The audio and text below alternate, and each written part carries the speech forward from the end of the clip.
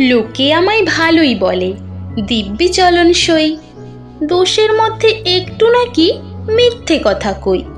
ঘাটশিলাতে যাবার পথে ট্রেন ছুটেছে যখন, মায়ের কাছে বাবার কাছে করছি বকম বকম।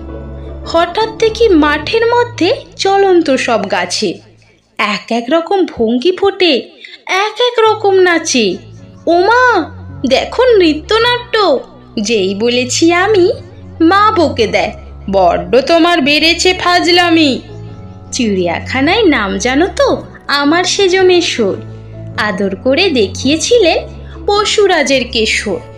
কদিন পরে চুন খসানো দেওয়াল জুড়ে এ কি ঠিক অবিকল সেই রকমই মূর্তি যেন দেখি। ক্লাসের মধ্যে যেই বলেছি সুরঞ্জনার কাছে, জানিস আমার ঘরের মধ্যে সিংহ বাঁধা আছে।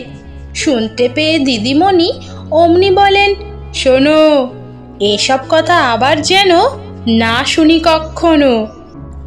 বলি না তাই সেসব কথা, সামলে থাকি খুব।